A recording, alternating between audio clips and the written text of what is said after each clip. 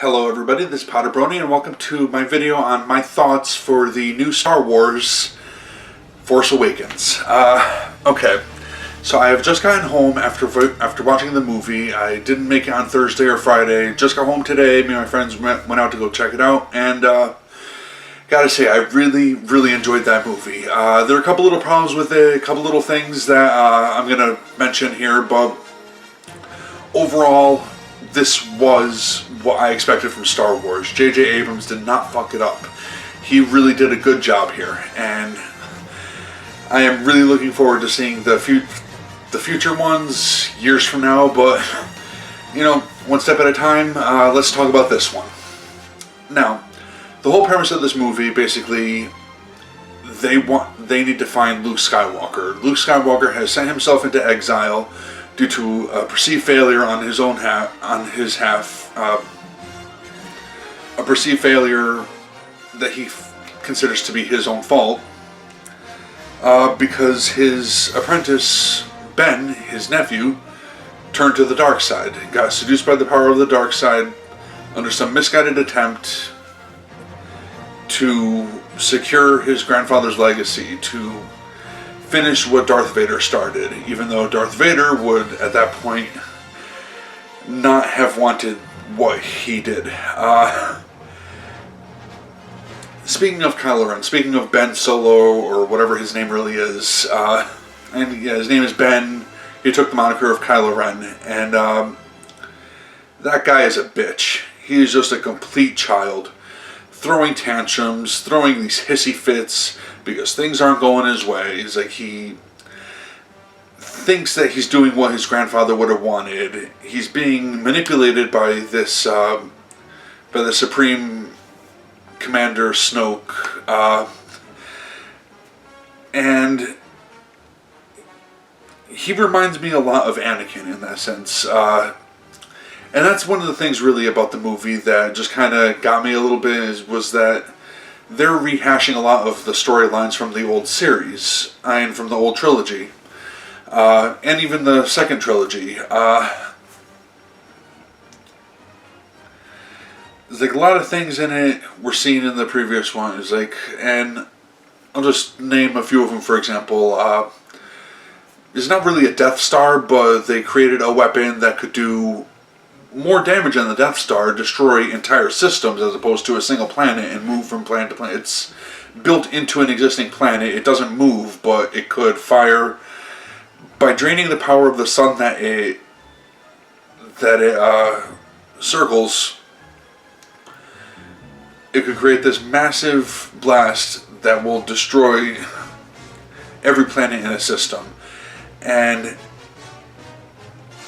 really, that thing was just a little too reminiscent of a Death Star, just a really super powered one. Let's see, what else was there? There was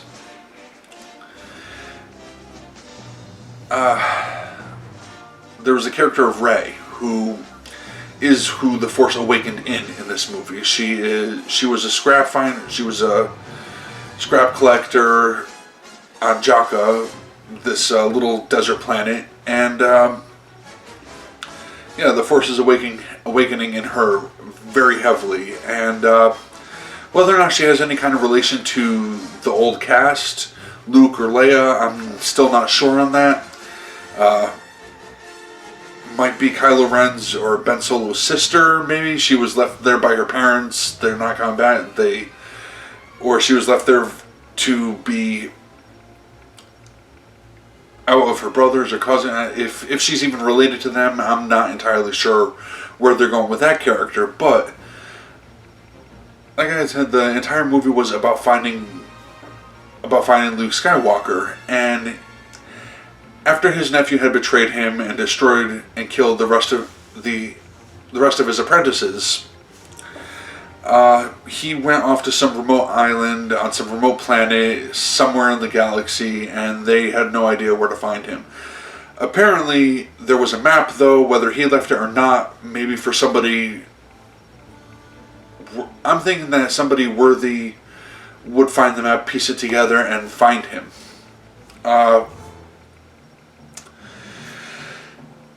And he was barely in the movie at all. Just a little bit. He had no lines. Just at the very end, when Rey finally tracks him down, it feels... That's another thing that feels very reminiscent to the original trilogy, was... Here is a Jedi Master who feels that he failed so thoroughly, he sent himself out into exile, much like Yoda did, and waited until somebody who was worthy found him.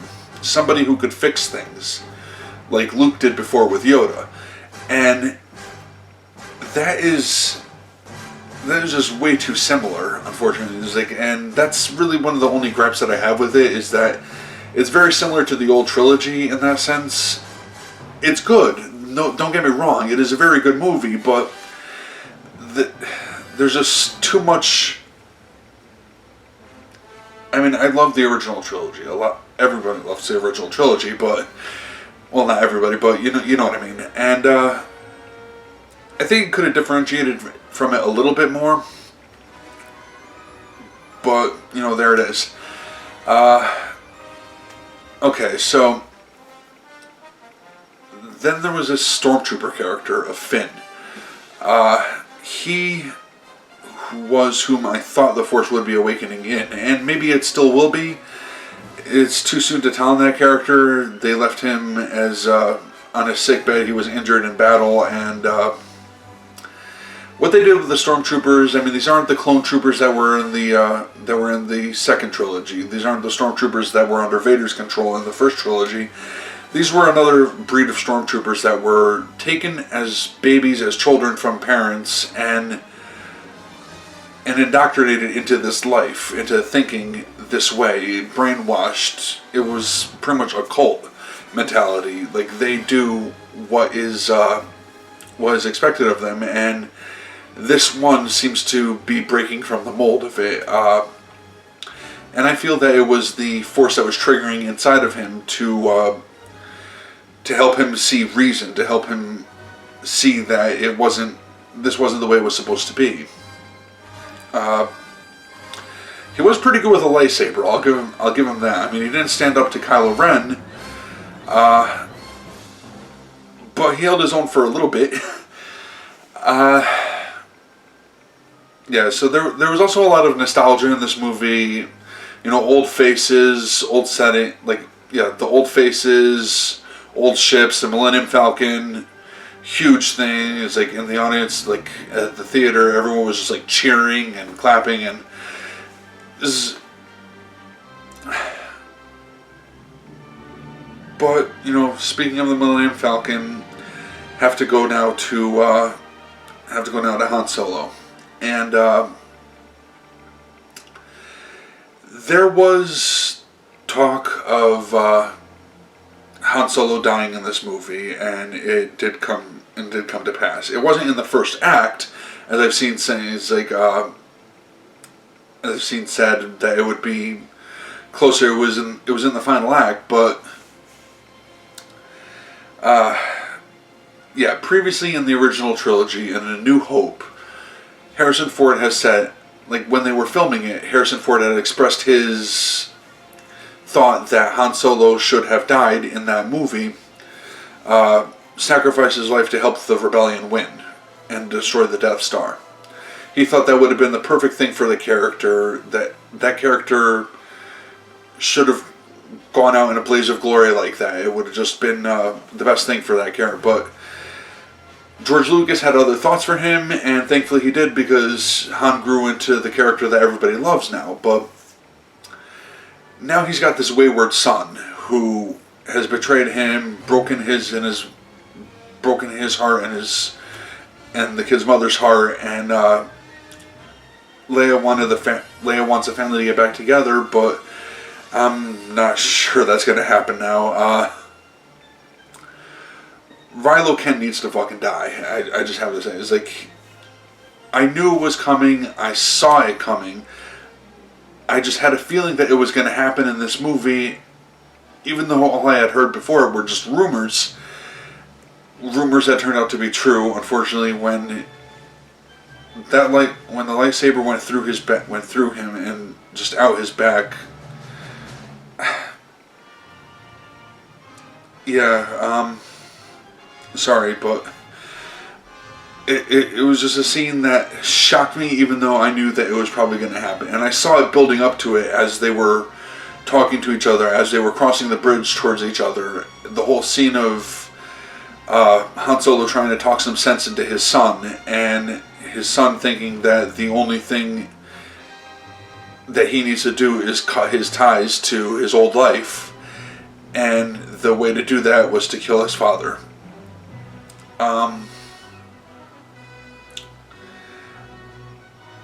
I'm not sure where they're going with this character of Rilo Ken, and quite frankly, this character in this movie was not the villain that Darth Vader had been. Darth Vader was always calm, cool, collected, and Rilo Ken is just this whiny, tantrum-throwing child. He's nothing compared to what his grandfather was. He's nothing compared to what his uncle is. And he's afraid that he's nothing compared to them. But that just makes him even less like them.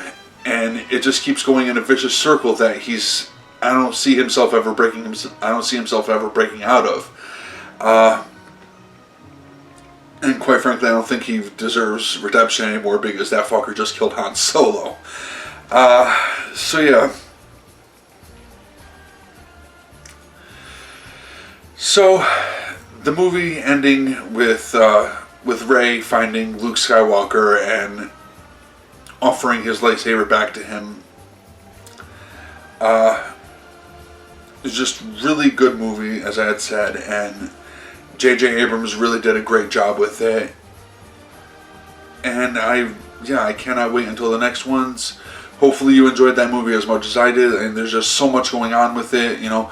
Let me know what you thought in the comments below, and yeah, I'm just going to end this one here. Alright, until next time, take care. Bye.